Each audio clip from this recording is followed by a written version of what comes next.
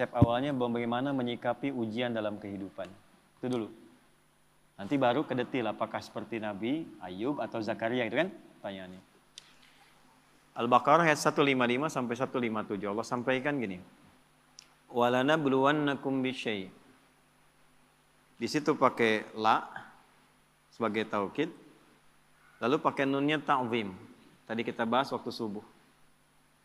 Demi keagunganku, aku membuat hukum dalam kehidupan. Setiap hambaku yang ingin sukses, dia mesti mengeksplor kemampuannya meraih kesuksesan itu dengan melewati tahapan-tahapan kehidupan. Itu yang kita sebut ujian.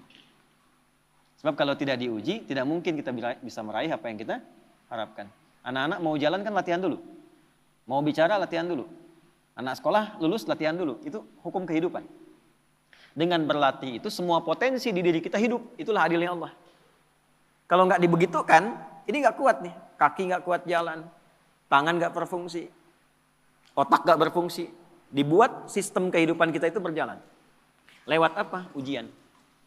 Jadi sebetulnya ujian-ujian yang kita hadapi itu satu secara fitrah Allah siapkan untuk memperkuat diri kita dan sistem bagian tubuh kita. Satu itu. Yang kedua, ujian hidup itu sebetulnya mengantarkan kepada setiap harapan dan kesuksesan yang ingin kita raih. Jadi kalau kita berdoa nih ya, Allah kasih hukum gini. Ya Allah, saya pengen lulus ke kampus A. Bagaimana jalan ke sana? Nah, itu sistemnya ada ujian khusus tuh.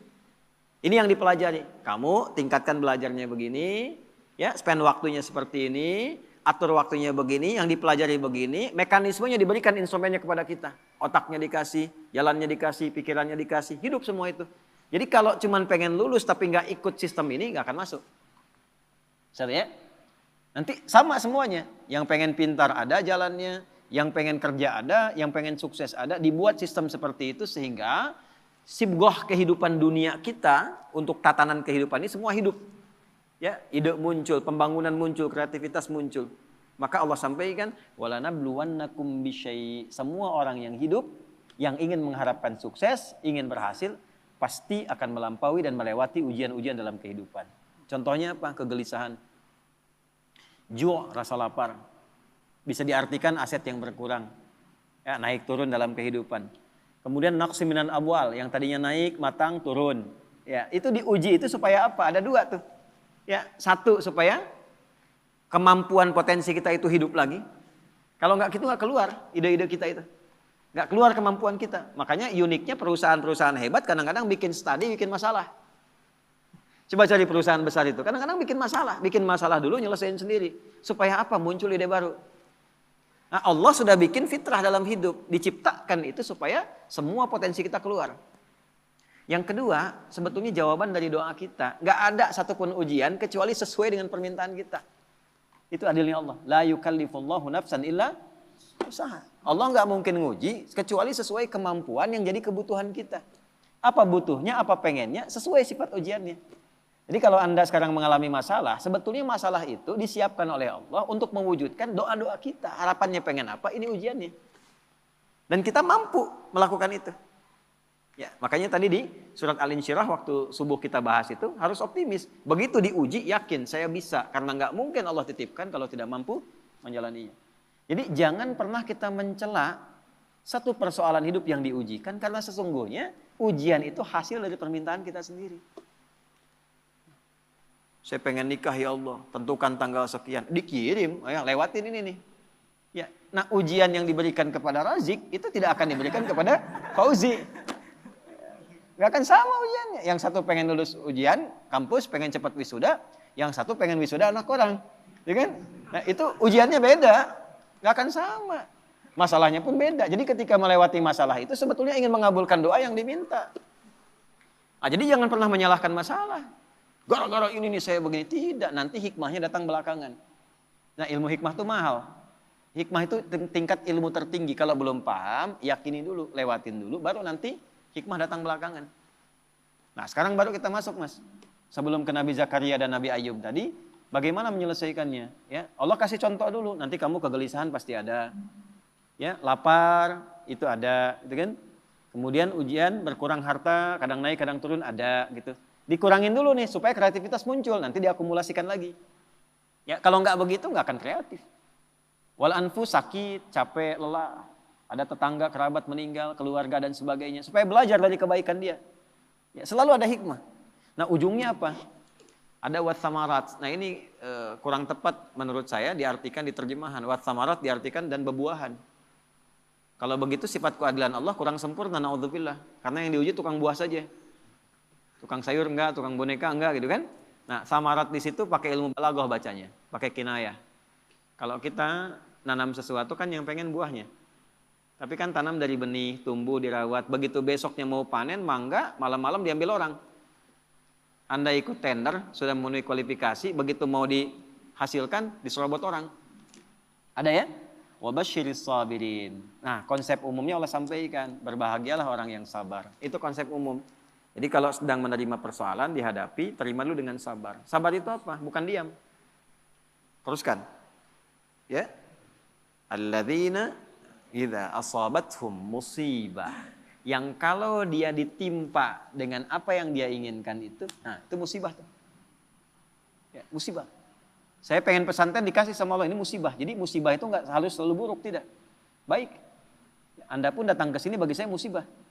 Ya, sebaliknya saya ada di sini musibah bagi Anda. Jadi sesuatu yang dialami musibah itu. Kalau mengalami apapun, dia langsung punya keyakinan, inna lillahi wa inna ilaihi rajiun. Yang dititipkan Allah kok, pasti Allah ngasih solusi juga. Semua milik Allah, apa yang nggak mungkin bagi Allah. Nah itu. Cuman kesalahannya orang sekarang itu dilekatkan dengan kematian saja. Semua punya Allah dan akan kembali kepada Allah. Ya kita juga punya Allah. Gitu? Pekerjaan kita punya Allah. Masalah Allah yang kasih untuk mewujudkan kita. Solusinya punya Allah. Maka yang dibangun oleh Allah pertama kali kesadaran paripurna kita. Kalau sedang diuji, ingat kepada yang uji. Apa tujuannya diuji? Belajar dulu fikihnya. Supaya siap dengan itu. Nah sekarang banyak orang ingin meraih hasil tanpa melewati ujian. Gitu. Coba yang mau nikah ini. Nah, kan? Pengen nikahnya aja tapi belum belajar fikih nikah. Padahal Quran lengkap itu. Sebelum menikah pelajari tugas suami ini, tugas istri ini. Nanti akan ada masalah antara istri dengan suami. Masalahnya begini, begini, begini. Nanti akan ada masalah antara menantu dengan mertua. Masalahnya begini, begini, begini. Kalau kamu nanti mengalami itu solusinya begini, begini, begini. Sekarang jarang dipelajari. Pengennya cepat nikah aja. Tanggal tentukan, ini tentukan. Pelajaran belum ada. Dulu orang tua kita, kenapa ketawa? Dulu orang tua kita itu begitu kemudian mengkhitbah, dipacari, dikasih daun pacar yang perempuan. Lalu diajari rumah tangga 40 hari. Yang laki-laki belajar untuk memaksimalkan nafkah. Nah dalam masa menunggu itu disebut pacaran. Belajar fikihnya begini, ininya begini. Makanya dulu tuh banyak sekali pernikahan-pernikahan yang abadi dan langgeng. Kenapa? Karena fikihnya dipakai. Sama babnya kerja tapi tidak belajar tentang fikih kerja. Tantangan gimana? Menghadapi orang iseng gimana? Kalau makin naik, oh ini akan terjadi. Orang nggak suka, ingin menyingkirkan, ingin menyungkurkan, menghambatnya begini. Nanti cara menyelesaikannya begini. Ibadah ritualnya begini, secara intelektual pemetaannya begini, di lapangannya akan begini. Itu ada semua. Dan hebatnya adanya di Quran. Nah, makanya orang-orang yang kembali kepada Allah, dipuji oleh Allah. Ayat 157-nya. Ulaika alaihim salawatum mir rabbihim wa rahmah. Orang-orang yang memetakan mitigasi persoalan dan menerima optimis dia selesaikan, dipuji oleh Allah dibandingkan orang yang berkeluh kesah. Jadi sabar itu bukan diam. Sabar itu mengkontemplasikan, terima. Karena nggak diterima pun jadi masalah kita juga. Dan yang pengen itu kita juga. Terima dulu. Nanti setelah itu terhubung dengan Allah, sholat. Karena itu sholat disandingkan dengan sabar untuk menyelesaikan masalah. Ada di mana? Al-Baqarah 45. Ya, wasta'inu bisabri wassalah. Kalau engkau punya masalah, terima dulu. Bukan cuma engkau, yang lain juga punya masalah. Kan engkau juga yang minta. Nanti bawa solusinya lewat sholat, minta sama Allah petunjuk. Kalau belum yakin di soal imannya, Al-Baqarah 153. Ya ayyuhalladzina amanu sta'inu bisabri wassalah. Katanya engkau yakin dengan saya. Engkau yakin percaya kepada saya. Saya kasih kok nggak yakin juga. Di mana imanmu kata Allah? Nah, setelah itu dikasih rincian jenis persoalannya. Ini orang-orang dulu yang punya masalah. Kamu pernah sakit? Aku ujikan kepada Ayub. Kamu pernah punya persoalan di rumah tangga tentang keturunan? Aku ujikan di Zakaria.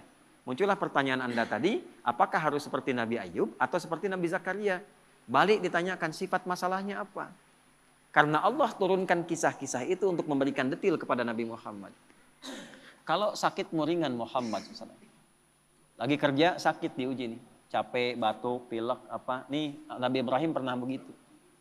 Kalau lagi berangkat dakwah, capek, lelah. Bukan cuma kamu yang lelah Muhammad. Ibrahim dulu lelah juga. Turunlah Quran surah misalnya ke-26 ayat 80. Wa idza maridtu fahuwa yashfin. Kalau saya sedang tugas pegal-pegal dikit pasti Allah sembuhkan. Sambil dipegang. Kalau lagi dakwah suara hilang, ya wa idza maridtu fahuwa yashfin sambil dipegang. Kalau sakit pasti disembuhkan. Yang nugaskan Allah, yang ngasih jalan Allah, yang nguji Allah, pasti yang ngasih solusi Allah. Pernah nggak begitu? Ya. Capek nih, oh nggak jamaah nggak jadi. Capek nih, kajian batal. Capek nih, baru mendung dikit, padahal belum tentu hujan. Yang dipasang malah status. Jakarta macet, ya. Berangkat enggak, padahal belum tentu ketika dia jalan itu macet. Nah ini satu mas. Nah kalau sakitnya demikian parah, sampai diuji dengan yang luar biasa, Allah kirimkan kisah. Wa ayyuba idna da rabbahu anni masani yadurru wa anta arhamur rahimin. Ayub itu satu kaya, kedua sukses, ketiga soleh, ideal sekali. Kaya, istri cantik, anak 12. Aset banyak. Asetnya banyak. Kebun, termasuk paling kaya. Soleh. Berbaginya, nabi lagi. Setan mengajukan permintaan kepada Allah untuk menguji Ayub ini, menggoda Ayub dengan 3 sifatnya sekaligus. Menghilangkan kekayaannya, menghilangkan keturunannya, menghambat kesolehannya.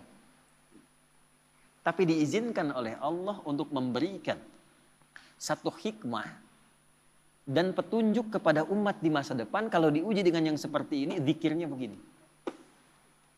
Pertama, minta kepada Allah supaya semua aset kekayaannya habis dalam sehari. Maka dalam sehari ternaknya mati semua, kebunnya kebakar semua habis. Dalam sehari. Setan melakukan itu, menduga Ayub akan putus asa, mengeluh kepada Allah. Yang terjadi justru ibadahnya naik 2 kali lipat. Nggak komen tentang aset itu. Alhamdulillah engkau yang titipkan, kau yang ambil, selesai itu. Sehingga jadi rumus. Ya, jadi rumus tuh. Nih rumus Ayub tuh begini. Contoh nih ya. Ini sendal di depan nih. Itu titipan dari Allah bukan? Kalau titipan yang punya siapa? Allah. Nitip nih. Kalau nitip diklaim sama yang dititipi, benar nggak? Tidak kan? Ya kan? Kalau yang dititipi berarti kan akan mengembalikan kan? Nah, kalau dikembalikan dalam keadaan rusak, seneng nggak yang nitipkan? Tidak. Saya nitipkan untuk dipakai pada yang baik, dipakai untuk nyuri, seneng nggak? Tidak. Begitu dititipkan dan berhasil mengolah itu, diambil sama yang menitipkan, alhamdulillah. Ya Allah, engkau titipkan kebun, aku sudah pakai sesuai dengan apa yang engkau perintahkan. Aku rawat, aku tanam, aku bagi, aku share, aku sedekah. Sekarang kau ambil lagi, alhamdulillah, sukses saya menjaga titipan. Dan Allah mengatakan kalau sukses aku ganti lebih di akhirat. Jadi milik kamu, lebih indah lagi. Jadi Nabi Ayub tuh melihat sesuatu itu titipan Allah saja. Kalau hilang, alhamdulillah cari dulu. Kalau nggak ketemu, alhamdulillah tugas selesai. Titipan selesai. Yang penting hisabnya ringan. Itu Ayub. Malah nambah soleh. Ya. Nah, bisa nggak itu kita bawa dalam kehidupan sehari-hari?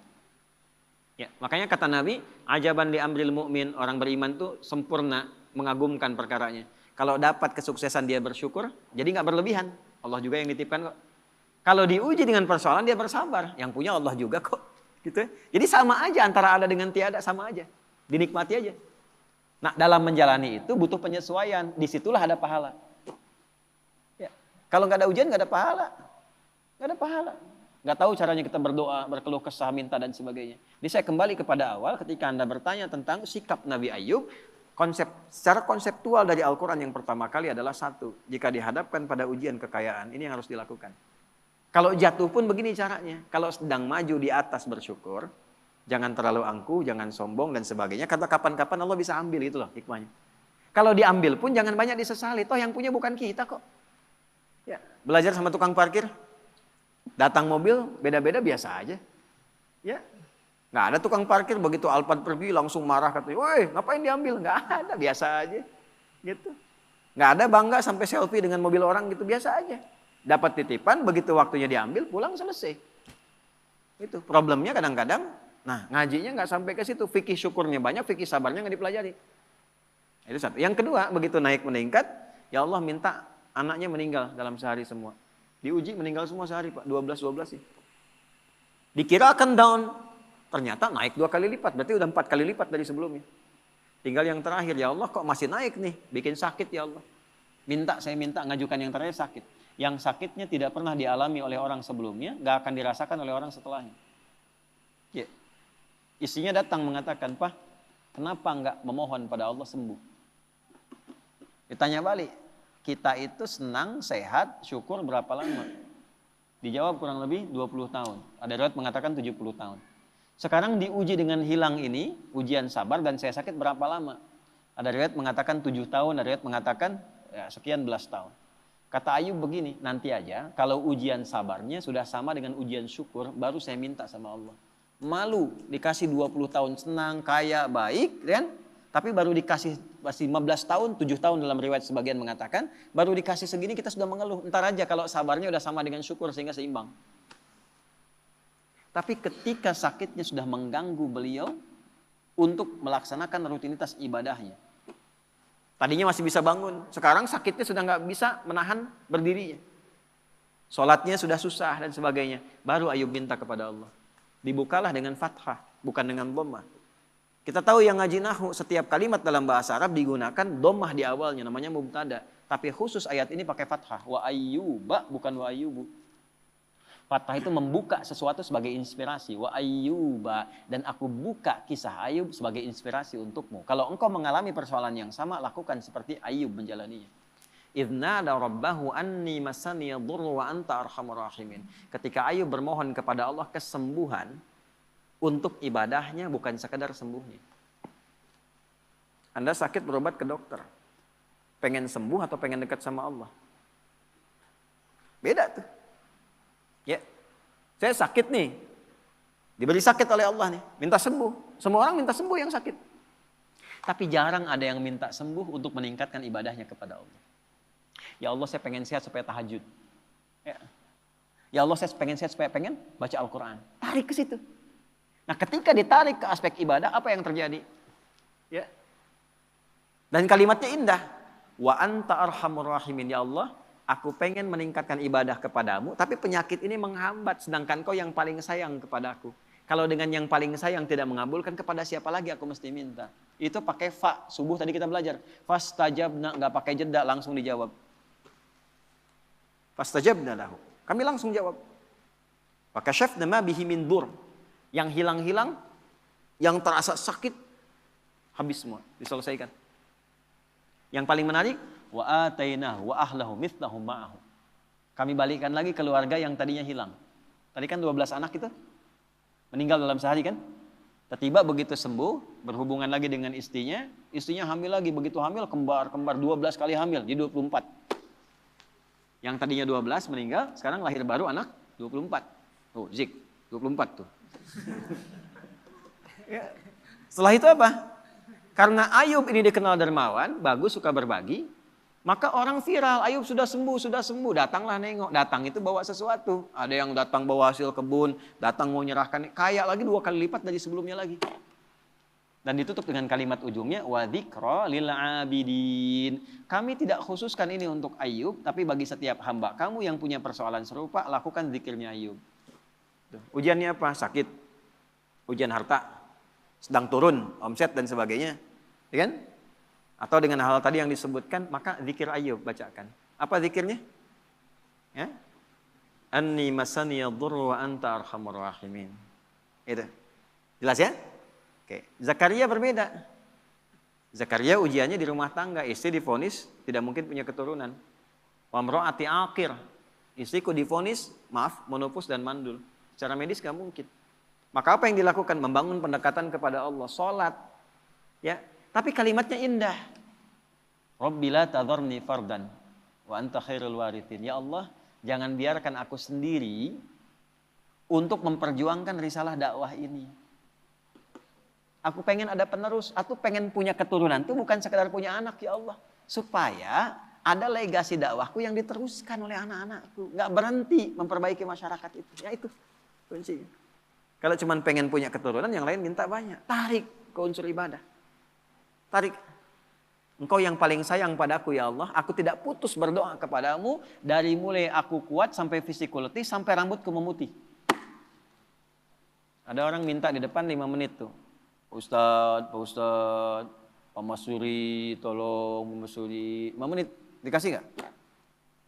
Belum tentu. Tapi 24 jam di depan, tangannya begini, Pak Masuri gitu, tolong 24 jam. Dikasih nggak? Keterlaluan kalau nggak ngasih.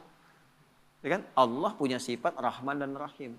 Ini ada hamba minta begini, ya Allah, dari mulai rambutku menghitam sampai memutih, fisikku kuat sampai letih, aku tetap yakin bahwa Engkau akan mengabulkan doaku. Aku tidak minta banyak ya Allah, aku minta keturunan supaya bisa meneruskan dakwah bagi orang-orang untuk bisa menyembahmu. Langsung jawabannya sama dengan yang tadi Ayub, fastajabna. Gitu. Tapi isiannya apa? Yusari'una fil khairat, diisi dengan dharma bakti kebaikan. Ya, inilah salah satu yang sanadnya ke Syekh Nawawi Al-Bantani. Ya, jadi kalau pengen cepat doa dijawab, salah satunya bukan sekedar doa, sertakan dengan kebaikan, bisa dengan infak kalau ada harta. Ya, bisa dengan ibadah tenaga, sholat tambah, baca Quran tambah, supaya Allah mempercepat pengabulan doa. Nah, itulah wasilah. Ada konsepnya di Quran surah 5 ayat 35. Ya ayyuhalladzina amanu taqullaha wabtaghu ilaihil wasilah. Hei orang beriman, kalau punya hajat, punya keinginan, tingkatkan takwamu kepada Allah. Dan jadikan takwa itu sebagai wasilah. Bentuknya apa? Takwa dengan tenaga, amal solehnya, sholat. Kan nggak bayar sholat. Kan? Takwa dengan harta, infak, sedekah. Cari anak yatim, cari penghafal Quran, ya, cari janda-janda dan sebagainya misalnya. Yang memang ada tanggungan yang bisa kita bantu. Itu jadikan wasilah untuk minta. Cuma mintanya jangan tarik ke dunia. Pantai. Tarik ke akhirat. Minta sama Allah, tarik. Gitu. Saya pengen punya ini ya Allah, supaya saya bisa beramal soleh. Nah itu. Jelas ya? Nah jadi sekarang tinggal pilih mas. Nanti indahnya di Quran itu semuanya ada contoh. Nabi Ibrahim ada persoalannya. Nabi Nuh ada persoalan. Semua nabi yang ada di Quran itu semuanya ada hikmahnya. Dan akumulasinya ada pada kehidupan Nabi Muhammad SAW. Maka kesimpulan Quran cuma satu untuk Nabi Muhammad. Laqad kana lakum fi rasulillahi uswatun. Nah, tinggal diurut. Jadi kalau kita sedang punya masalah apa, gampangnya gini. Nabi pernah mengalami itu di mana, kapan, petunjuknya apa. Ikuti, selesai seketika.